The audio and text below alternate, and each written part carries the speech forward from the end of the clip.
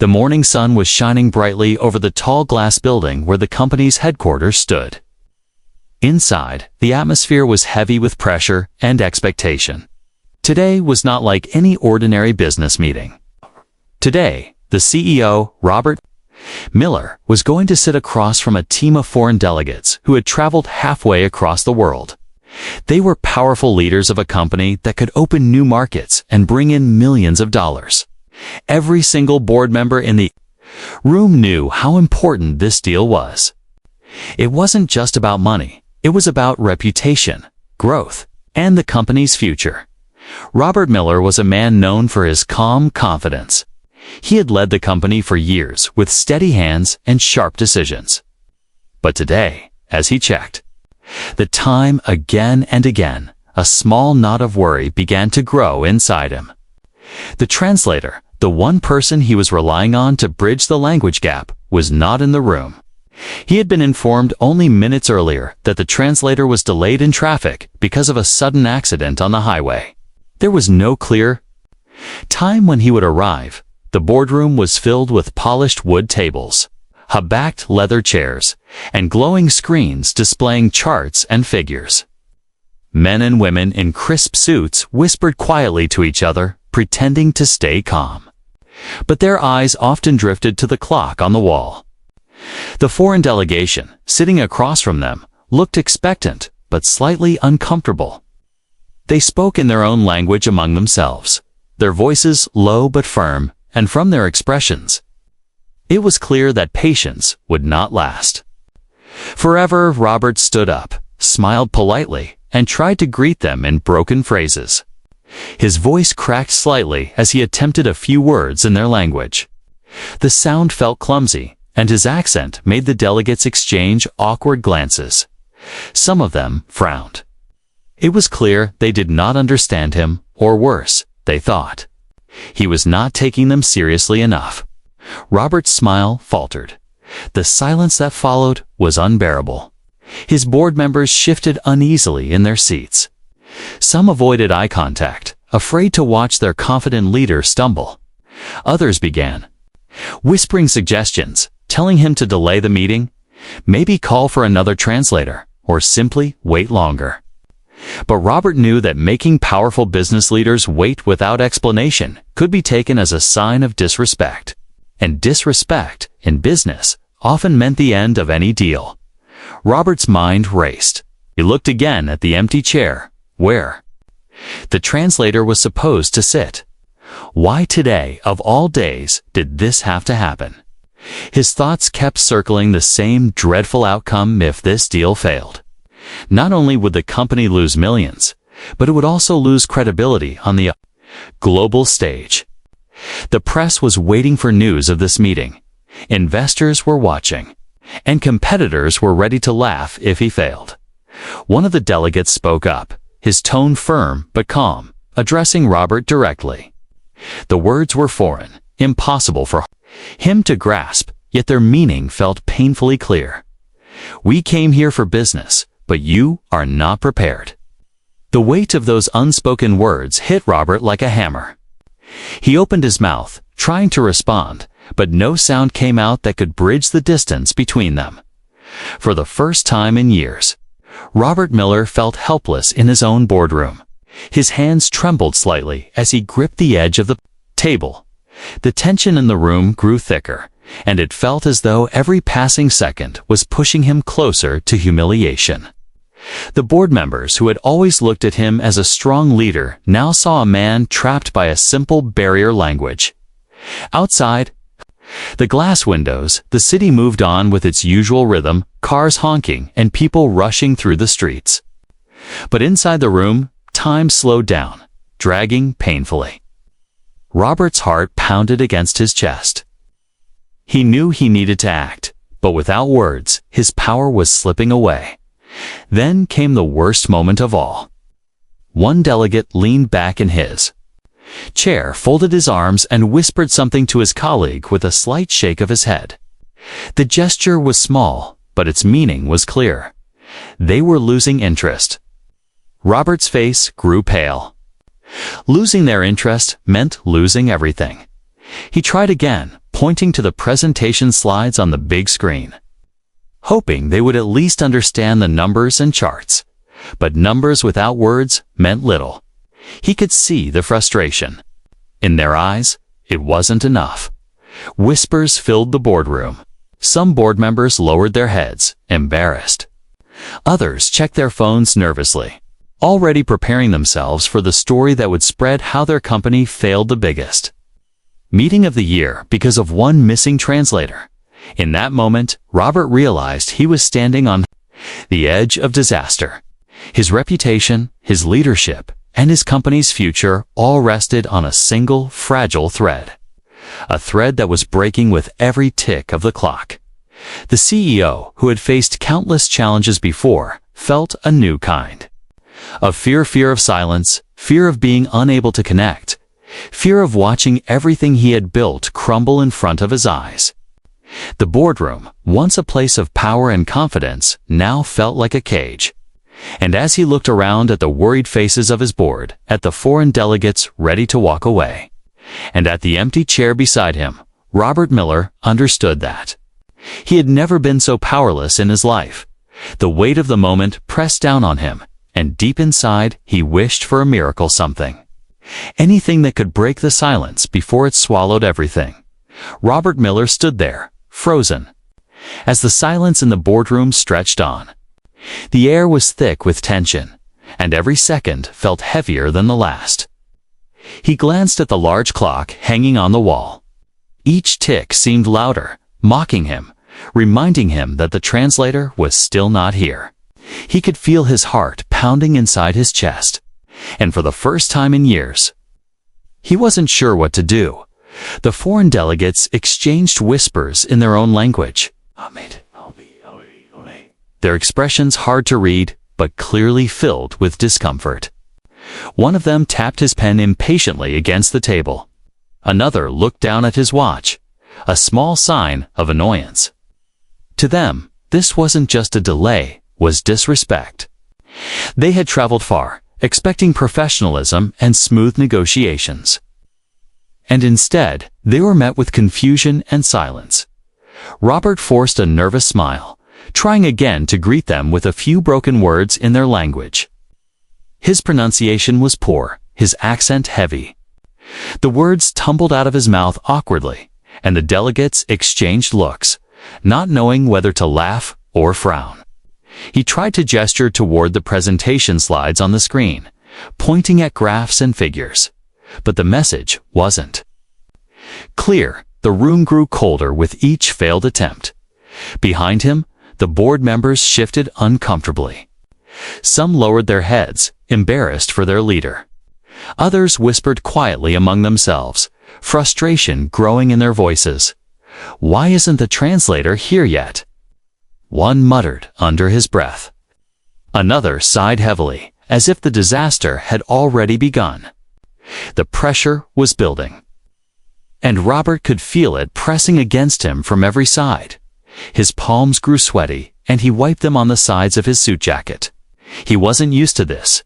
He was the man who always had control, who always knew the right words, the right moves, but now words betrayed him.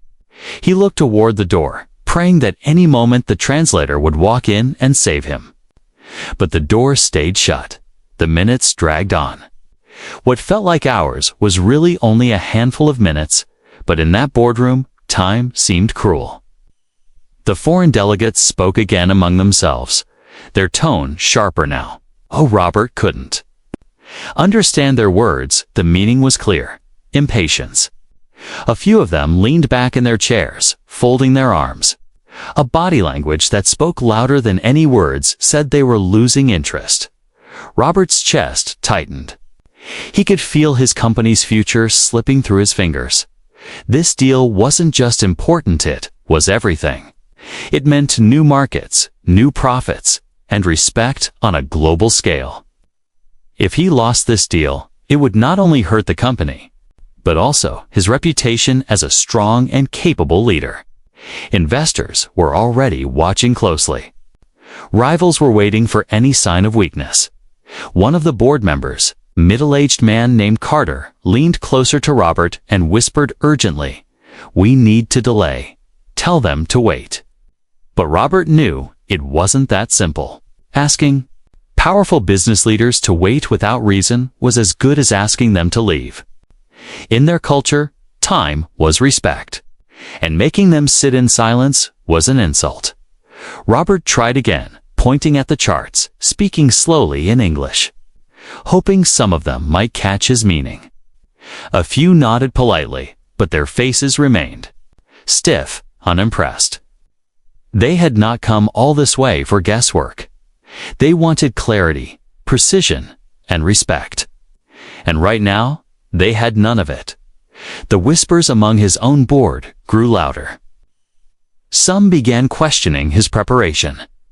Others exchanged doubtful looks, as if wondering if Robert was still the leader they believed him to be. The weight of their silent judgment crushed him further. Inside, Robert was breaking. He had faced countless challenges in his career: economic crashes, corporate scandals, hostile takeovers, but nothing felt as humiliating as this moment. To be rendered powerless by a simple barrier of language was something he had never imagined. His throat felt dry, and when he tried to speak again, his voice cracked slightly, betraying his fear. One of the delegates finally spoke up directly to Robert in their language, his tone sharp. Robert didn't understand the words, but he could see the frustration in the man's eyes. The delegate leaned forward, tapped the table, and shook his head slowly. The gesture hit Robert like a knife. It was a warning. They were close to walking out. A bead of sweat rolled down Robert's temple. He reached for his water glass, his hands trembling slightly. He sipped, trying to steady himself. But it only reminded him of how dry his throat had become. He glanced around the room, his eyes darting between the stern faces of the delegates and the nervous, helpless looks of his own board members. It was clear to everyone the situation was collapsing. The translator's absence had turned what should have been a proud moment into a scene of panic. Robert's confident image was cracking before their eyes. Some board members avoided looking at him, ashamed for their leader. Others looked at him with doubt, as if silently asking, "What now?" The delegates began whispering again, but this time their voices carried a tone of finality, like a decision was being made. Robert's chest tightened further. He could almost see the headlines: "CEO fails at international deal." His competitors would laugh. His investors would panic. His own employees would question his leadership. For a moment, he closed his eyes, wishing the ground would open up and swallow him. Never in his career had he felt so helpless, so exposed. The silence that followed his failed attempts at communication was louder than any shout. He was standing in the middle of a boardroom filled with people, yet he had never felt more alone. As the clock ticked on, the feeling grew stronger. This chance, this moment, it was slipping away. And, unless something extraordinary happened, the company's future would collapse in that very room. The boardroom was sinking deeper into silence. Robert Miller stood stiffly at the head of the table, his smile frozen, his mind racing. He could hear the whispers of his board behind him and the steady murmurs of the foreign delegates across the table. They were losing patience, and he was losing control. His throat felt dry, his palms wet. He wished for a miracle, something that could save this meeting before it collapsed completely. And then it happened. A voice rose softly from the corner of the room. It wasn't loud, it wasn't commanding, but it was clear enough to cut through the heavy silence that had filled the air. The words were not in English. They were in the language of the foreign delegates. Every head in the room turned, instantly, eyes wide with surprise. The voice had come from David, the janitor. He stood near the back wall, a mop bucket by his side, his uniform plain and unnoticeable. He had been cleaning quietly while the meeting went on, ignored by everyone, like a shadow blending into the room. But now, All eyes were on him. His lips moved with calm confidence as he repeated Robert's last attempt at a greeting. Only this time in flawless translation. His pronunciation was perfect, his tone respectful, his words flowing with ease. For a moment, no one breathed. The delegates leaned forward, their eyes lighting up with recognition. They understood. They actually understood. The hard lines on their faces softened, their frowns melting into surprised smiles. One of them even nodded and chuckled, clearly impressed. Robert blinked in disbelief. Had he heard correctly? His mind almost refused to accept it. The janitor, the man he had walked past 100 times without a second thought, was speaking like a professional translator. The shock hit him so hard he almost forgot to breathe. The board members were no different. Their jaws dropped, their eyes darting between Robert and David. Whispers filled the room again. But this time, it wasn't out of frustration. It was astonishment. Nobody had ever imagined that the quiet janitor knew another language, let alone the very one that could save the most important meeting of the year. David didn't look nervous. He didn't even look proud. He simply looked calm. Like he knew this was something he could do, something natural to him. He took a small step forward, still holding his mop in one hand, and with the other hand slightly raised. He gestured politely as he continued translating. His voice was steady, neither too loud nor too soft. He didn't stumble, didn't pause. It was as though he had been waiting for this moment. The delegates responded with a few words, testing him. Without missing a beat, David translated their words back into English for Robert. Perfectly, smoothly, gasps filled the room. Some board members leaned closer to each other, whispering, "He's actually doing it. He's really translating." A woman at the table covered her mouth with her hand, astonished. Robert's eyes locked on David, and for the first time that morning, hope sparked inside him. He felt a rush of relief so strong he almost laughed out loud. This was the miracle he had been praying for. But mixed with his relief was shame. How many times had he passed by David in the hallways without even a glance?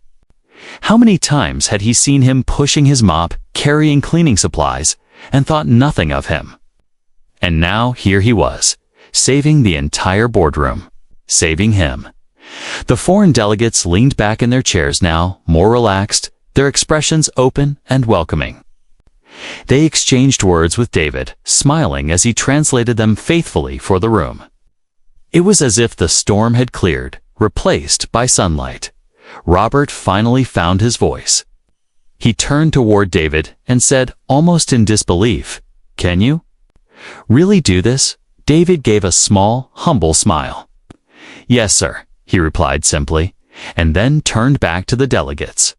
Smoothly continuing the conversation, the boardroom was transformed. Where there had been panic and embarrassment, there was now a quiet amazement. Every eye was fixed on David, the janitor who had suddenly become the most important person in the room. He was no longer invisible. He was the bridge, the lifeline, the one holding the entire meeting together. The delegates spoke again. And this time, their words carried a warmer tone, tinged with humor. David translated faithfully, and when the English words reached Robert, the CEO allowed himself to smile genuinely. For the first time since the meeting began, the weight on his shoulders began to lift. The deal wasn't lost. Not yet. Around the table, board members exchanged glances that were a mix of shock and admiration. Some looked embarrassed, as if realizing how little they knew about the man who polished their floors every night. Others looked almost proud, as though they had discovered a hidden treasure within their own walls. One of the delegates leaned forward and spoke directly to David, thanking him for his help. David translated his own praise with modesty, his tone unchanged, as if he didn't see what the big deal was. To him, he was just helping, but to everyone else, it was more than help, It was salvation. Robert sat back in his chair, watching the janitor command the room in his quiet, gentle way. His mind was still spinning, but one thought repeated itself again and again. This man just saved me. He just saved us all. And deep inside, Robert knew this moment would not be forgotten, not by the board, and certainly not by the foreign delegates, who had just witnessed something extraordinary, what had begun as the most humiliating moment of his career was now turning into one of the most unforgettable because of a man no one had truly seen until now. The air in the boardroom changed the moment David's voice carried across the table. Only minutes earlier, the room had been suffocating with tension, embarrassment, and silence. Now, the same space felt alive, filled with a new energy. It was as if everyone had been holding their breath, and finally, they could exhale. The foreign delegates leaned forward, their expressions no longer stiff and cold, but curious and almost amused. They nodded as David translated Robert's words, and when they replied, their voices were lighter, their tone friendlier. For the first time since the meeting began, there was real conversation happening. Words flowed back and forth through David, and with every exchange, the atmosphere warmed. Robert sat at the head of the table, still processing what was happening. Just minutes ago, he had been trapped in helpless silence, certain the deal was lost. Now, thanks to the janitor, the impossible had become possible. He kept his eyes on David, marveling at how naturally the man handled himself. There was no hesitation, no nervousness, only calm confidence. David stood a little straighter now, his mop and cleaning tools forgotten in the corner. His presence was no longer invisible. Each time he translated, the board members leaned in to listen, as though they couldn't believe the words were coming from him. The respect that had been missing earlier was now slowly shifting, not only toward Robert and the company, but toward David himself. One of the delegates cracked a small smile after David translated a point about cooperation. The man responded with a light joke in his language. For a heartbeat, no one in the room understood what was said until David translated it into English. The board members chuckled, some even laughing with relief. The tension shattered completely. The sound of laughter replaced the silence that had nearly destroyed the meeting.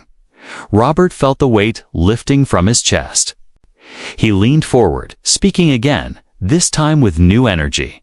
His words directed at the delegates, but his trust placed fully in David's translations.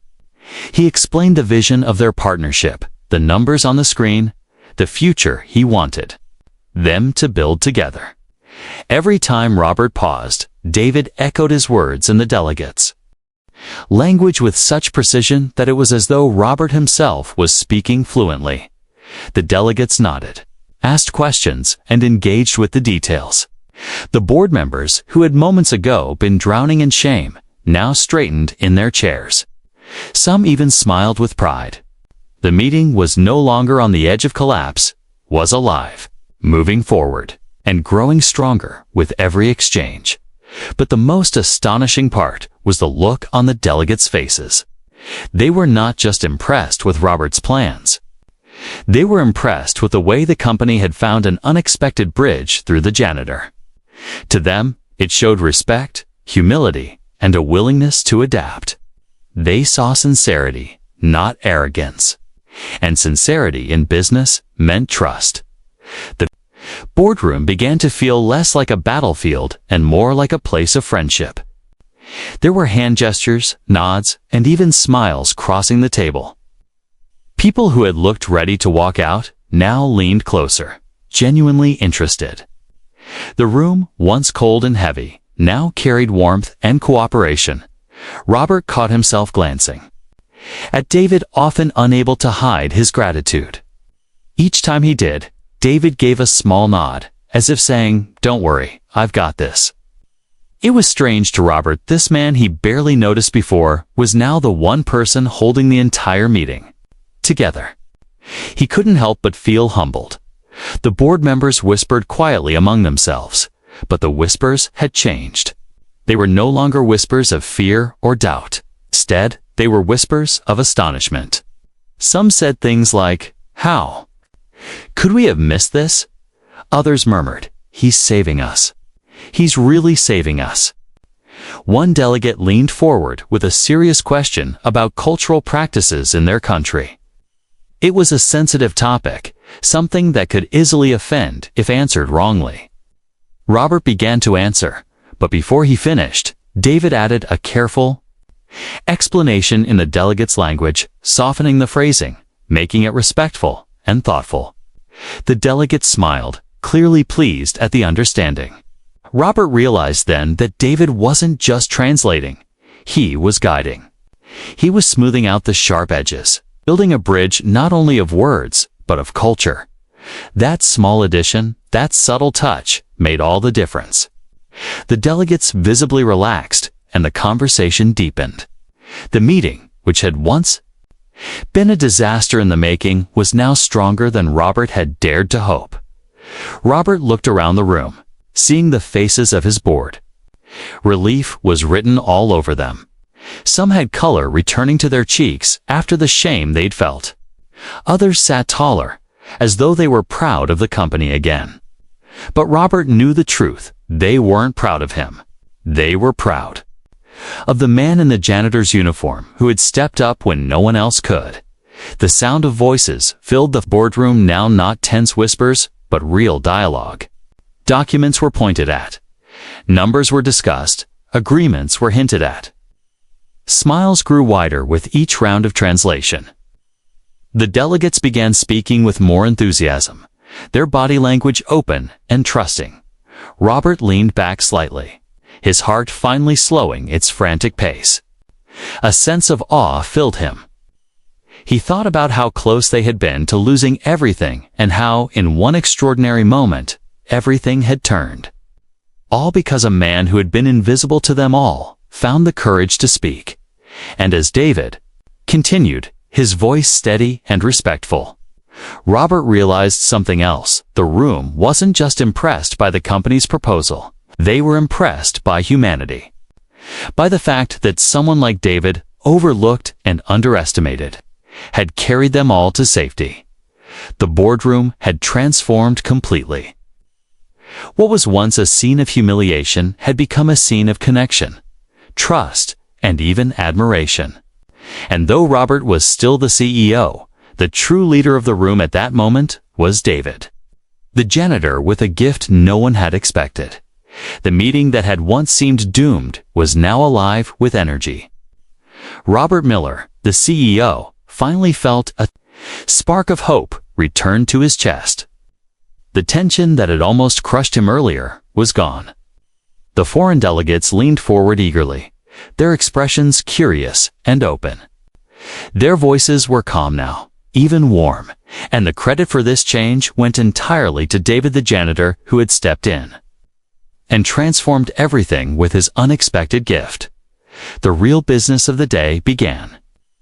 The documents were laid out. On the polished wooden table, filled with numbers, charts, and proposals, Robert spoke carefully, outlining the details of the partnership. His voice carried strength again, but his confidence rested in the quiet figure standing by his side. Each time Robert paused, David translated flawlessly, his tone respectful and his words carrying just the right weight. The delegates nodded as they listened, responding with their own questions and concerns. David translated their words back into English, his voice smooth and steady. He didn't just repeat the words, he captured the meaning behind them. He explained the subtle differences, the cultural layers, and even the emotions hidden in the sentences. It was as though he understood not just the language, but the heart. Behind the language, Robert noticed the difference immediately. When the delegates asked a question about profit sharing, its translation made their concern clear, but he also added a gentle note about fairness, helping Robert understand the importance of respect in their culture. Robert answered with care, guided by David's tone. The delegates smiled, pleased with his thoughtful response. The room felt brighter. What had been a battle of frustration was now a bridge of understanding. Robert's board members, who had sat in shame earlier, now leaned in, listening intently. Some of them even began to whisper among themselves, surprised at how smoothly things were moving. Their embarrassment was gone, replaced by relief. One delegate brought up an issue about shipping and logistics. It was a complicated point, and the man spoke quickly, his tone sharp. For a moment, the board members stiffened, afraid the meeting might turn sour again, but David didn't flinch.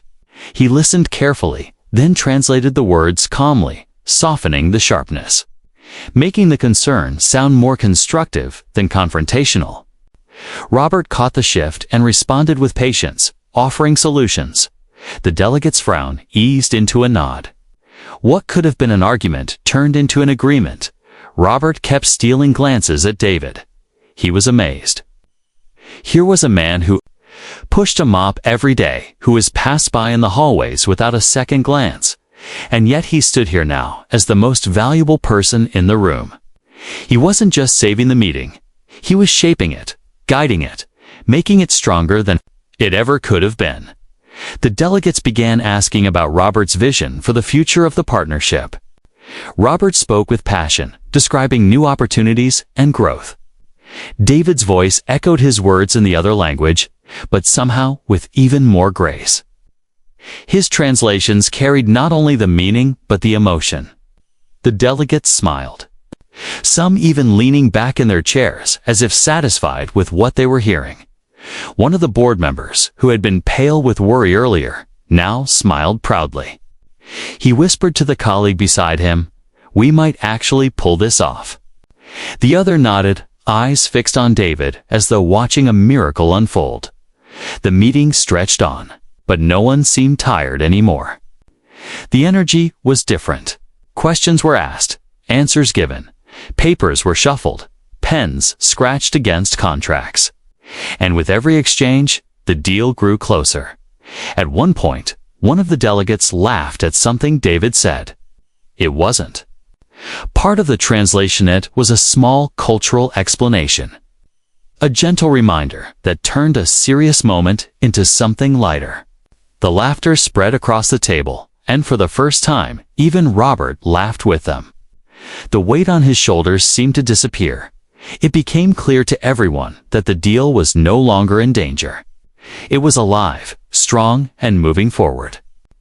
The foreign delegates were not just listening, they were engaging, nodding, agreeing. The papers on the table no longer looked like cold documents. They looked like a bridge connecting to worlds. Robert leaned back in his chair, watching the scene unfold. He realized that without David, none of this would have been possible. The deal would have collapsed before it even began. But now, thanks to the janitor, it was not only saved, but stronger than he had dared to hope. Finally, after hours of discussion, the delegates leaned together, speaking quietly among themselves. Then their leader turned back toward Robert and spoke firmly. David translated with a smile. They were ready to move forward. They wanted the partnership. The boardroom erupted in quiet excitement. Some of the board members clapped softly. Others sighed with relief. Robert felt his heart race, not with fear this time, but with joy. The deal was saved. The future was secure. He looked at David again, standing humbly by the side of the table. David didn't look for attention or praise. He didn't even smile widely. He simply nodded once, as though this was the most natural thing in the world. But to Robert, and to everyone else in that room, 'twas nothing short of extraordinary. The delegates shook hands with Robert, smiling broadly now. One of them even bowed slightly in David's direction, a gesture of deep respect. Robert's chest swelled with pride, not for himself, but for the man who had made all of this possible. The deal had been saved. The company's reputation was safe. The future looked brighter than ever. And it was all because, in a moment of crisis, a janitor had stepped forward and revealed a gift that no one had expected. That day, the boardroom learned something that no amount of money could teach. Never underestimate a person because of the job they do. The deal had been agreed. The papers signed, and the boardroom was filled with a sound of relief. Smiles replaced the stiff, anxious faces that had been present only an hour ago. For Robert Miller, the CEO, it felt like a mountain had been lifted off his shoulders. The partnership that had almost slipped through his hands was now secured. The foreign delegates were pleased, the board was safe, and the company's reputation was stronger than ever. But everyone in that room knew the truth. This victory did not belong to Robert alone. It belonged to David, the janitor who had stood quietly in the corner until his voice changed everything. When the last handshake was done, one of the delegates turned toward David. The man's face, once sharp with irritation, now glowed with respect. He placed his hand over his heart, bowed slightly, and spoke a few words in his own language. David bowed back, replying humbly. The entire boardroom fell into silence, watching the exchange. Then David translated the man's words aloud. He says he is grateful for me, says without this help, today might have been wasted. The room filled with murmurs. Some of the board members clapped softly, while others exchanged astonished looks. It was strange for them to see a janitor, someone they had passed by countless times without a second thought, being honored like an equal by powerful businessmen from another country. It was humbling. Robert stood up and extended his hand to David. For a moment, David looked surprised, but then he placed his hand in Robert's, and the CEO shook it firmly, almost with more gratitude than he had shown to the foreign delegates. "You saved us today," Robert said quietly, his voice heavy with sincerity. "You didn't just translate words, you saved this company." David lowered his eyes slightly, embarrassed by the attention. "I only did what I could, sir," he replied. But his calm words only made the moment more powerful. He was not seeking praise. He had not stepped forward for recognition. He had only wanted to help. And that was exactly what made him remarkable. The board members began applauding, louder this time. Some even stood up from their chairs, clapping with genuine respect. Their applause wasn't just for the deal. It was for David, for the janitor they had overlooked, ignored, and underestimated, who had turned out to be the hero of the day. The sound of their claps echoed across the boardroom walls, carrying a message that would not be forgotten. The foreign delegates joined in, smiling warmly. One of them even stood and walked over to David, placing a hand on his shoulder. The man spoke in his language, and David translated with a small smile. He says, "A man's worth is not in his title, but in his actions. Today, you showed us all what true worth means." Those words struck deeply. Some of the board members lowered their heads, ashamed. They realized how often they had dismissed David in the past, walking past him in the hallways without a greeting, treating him as though he was invisible. Now, after today, they could never see him the same way again. Robert himself felt humbled. He had always prided himself on being a fair leader, but even he had been guilty of overlooking David. Seeing him now, standing tall with quiet dignity, made Robert's chest tighten with respect. He promised himself that this moment would not be forgotten, not by him, not by anyone in that company. After the meeting ended, the board members surrounded David, shaking his hand, patting his back, asking him questions. "How did you learn the language?" one asked, still astonished. "Why didn't you ever tell us?" asked another. David smiled politely, answering each one with patience. He explained that he had once been a teacher in his home country, that languages had always been his passion, but life had brought him here, working as a janitor to support his family. He had never spoken about it before because nobody had ever asked. That answer hit the room harder than anything else. nobody had ever asked. For years, David had worked quietly, unnoticed, his talent hidden in plain sight. And now, with a single act, he had changed the way everyone saw him. He had taught them all a lesson without even trying to burgeon by their uniform. Never assume their story just by looking at them. The delegates left the building, with smiles, shaking hands with Robert and bowing once more to David before they went. The board members followed soon after, still talking about what had happened. But Robert stayed behind with David for a few moments longer. He looked at the janitor, his eyes filled with gratitude. "David," he said softly, "today you showed us something we will never forget. You gave us more than a deal. You gave us perspective. From this day, I promise, you will never be invisible in this company again." David gave a small, humble nod. "Thank you, sir," he said. And with that, he picked up his mop and bucket again. It was almost surreal to see the man who had just saved millions return to the quiet work of cleaning the floor. But maybe that was who David truly was. A man who didn't need recognition or titles, because his dignity came from within. As Robert watched him leave, he realized something profound. Power wasn't only about money or status. Sometimes the most powerful person in the room was the one no one noticed until the moment came. And when it did, that person could change everything. That day, David had not only saved a deal, he had earned respect, deep, lasting respect from every single person in that boardroom. And for Robert, it was a lesson he would carry for the rest of his life. The boardroom was almost empty now. The foreign delegates had left with smiles. The board members had returned to their offices, still whispering about what had happened.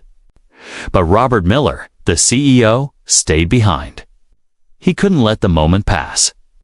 He wanted to know more about the man who had just saved them all, David. The janitor was quietly gathering his cleaning supplies.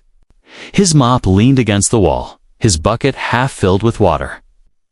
And his uniform, simple and plain, was damp at the edges from his work earlier. To anyone else, he looked like the same man who pushed his cart through the halls every day. To Robert, he looked entirely different now. He looked like someone carrying a story that no one had ever cared enough to ask. Robert stepped closer. "David," he said gently, "tell me, how did you learn their language so well? You spoke like you'd been trained for years." David paused, his hand resting on the mop handle. For a moment, he seemed unsure if he should answer. Then he gave a quiet smile and said, "Because I was trained for years, sir. This isn't new for me. It's just part of who I used to be." Robert frowned slightly. "What do you mean?" David took a deep breath. His voice was calm, steady, but there was a weight in it, the kind of weight that comes from memories carried for a long time. "Before I came here, before I worked as a janitor, I was a teacher in my country. I taught languages, English, French. And the one you heard today was my passion, my life's work. I loved teaching. My classroom was full of children who wanted to learn, who wanted to see the world beyond their small town. I gave them everything I had." Robert listened carefully, his heart tightening as he imagined the picture. David wasn't just a janitor. He was once a respected teacher, shaping young minds, helping others reach their dreams. But life changed. David continued softly. "Our town went through hard times. The school I worked in lost funding. Many families couldn't afford to send their children anymore. Jobs disappeared, opportunities vanished. I had a family to feed, and no matter how much I loved teaching, love doesn't put food on the table." He paused, his eyes lowering. "So, I left. I came here to find work, any work, so my children wouldn't go hungry." Robert's throat felt dry. "And you became a janitor." "Yes," David said simply. "It was the job I could find. It was honest work, and it allowed me to send money back to my family. I didn't complain. I never thought it made me less of a man. But his voice grew quieter. I suppose it made me invisible. People walked past me every day, but no one ever asked who I was before this job. No one cared to know my story. To them, I was only the janitor who cleaned up after them. The words struck Robert deeply. He thought of all the times he had passed David in the hallways without a greeting, too busy or too distracted to even nod. He felt ashamed. But today, David said with a small smile, "You asked, and today, I had the chance to use my skills." Again, just for a little while, it felt good. Like being myself again. Robert's eyes softened. "David, you were never invisible. We just failed to see you." David shook his head gently. "That's the way of the world, sir. People judge by uniforms, by titles, by appearances. I can't blame them. Everyone is busy with their own struggles." But today reminded me that sometimes life surprises us. Sometimes the smallest voice can make the biggest difference. Robert fell silent for a moment. He thought about his board, about the foreign delegates, about the millions saved because David had chosen to speak up.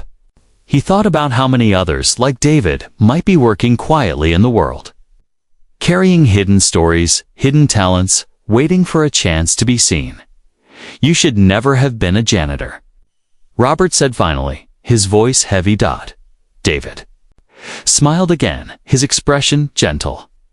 "Don't say that, sir. This work has dignity too. It's not less important than teaching. Floors need to be cleaned, just like minds need to be taught. It may not look like much, but it's honest, and it gave me a way to live. I don't regret it." Those words humbled Robert even more. Here was a man who had every reason to feel bitter, to feel resentful about the turns life had taken. And yet he spoke with peace, with dignity. Robert placed a hand on David's shoulder. "Still, I want you to know, we see you now. I see you. And I won't forget this." David looked down, almost shy. "That's enough for me, sir." The boardroom was quiet again, but it wasn't the silence of failure anymore. It was the silence of respect, of reflection. Robert stood there, feeling smaller and yet wiser at the same time. David picked up his mop and bucket, ready to return to the simple duties of his day. But Robert knew, and everyone who had been in that room knew, that David was far more than his uniform. He was proof that every person carries a story. Every person has hidden depths. And sometimes it takes only a single moment to reveal it. As David walked away, Robert felt a deep sense of gratitude. The janitor had not only saved a deal, he had opened their eyes. He had shown them all that greatness doesn't always wear a suit or sit at the head of the table. Sometimes it holds a mop in one hand and a gift in the other. That was the day. David's hidden past was no longer hidden. And that was the day the entire boardroom learned that titles mean little, but actions mean everything. The building grew quiet as the long day came to an end. The sun had set, and the lights of the city outside glowed against the tall glass windows.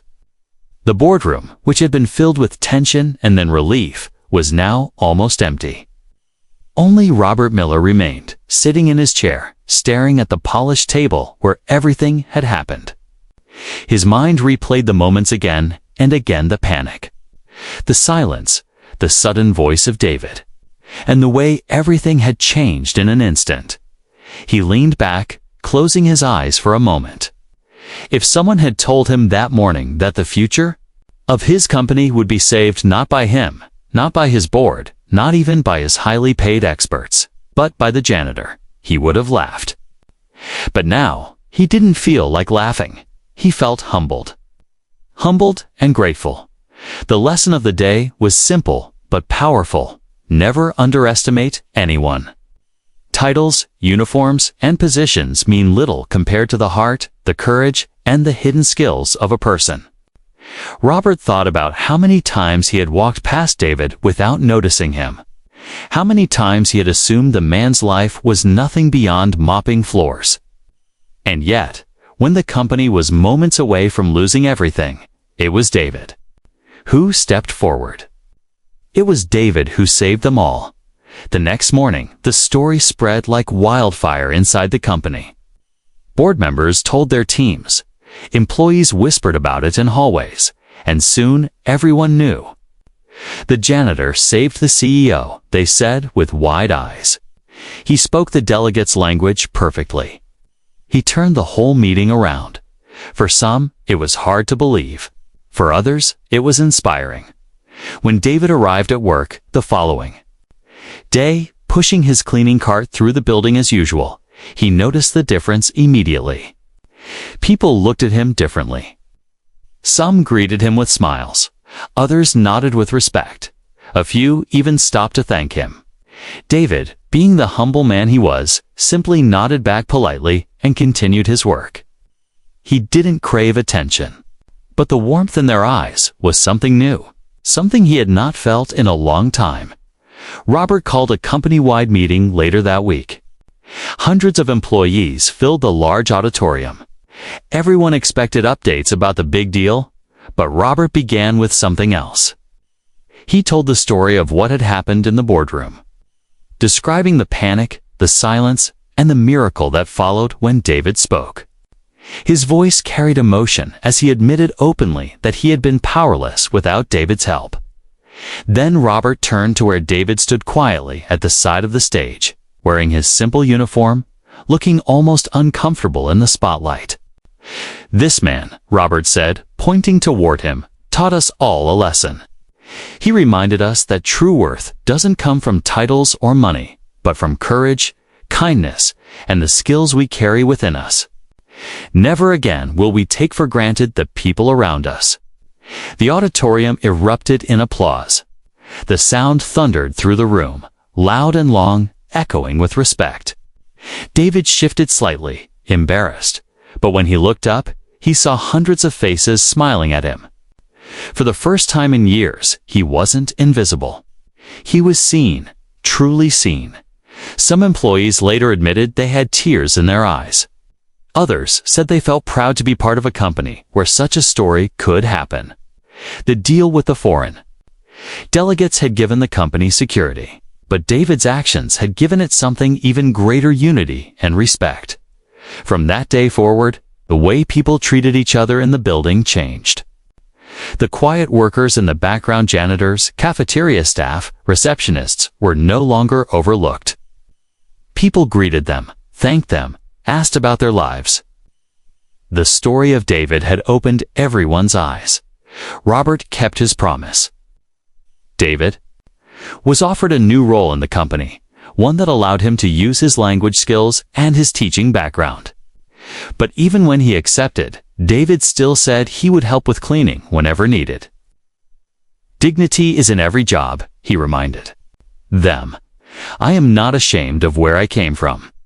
His words touched the entire staff. For Robert, the lesson lasted far beyond that week.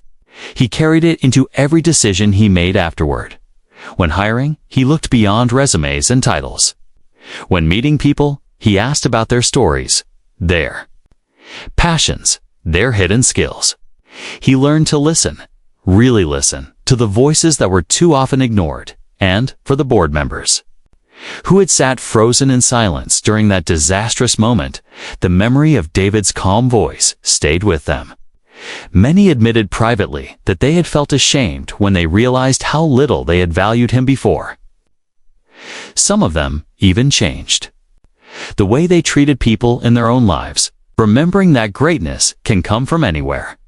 As for David, he never let the attention change who he was. He remained humble, quiet, and gentle.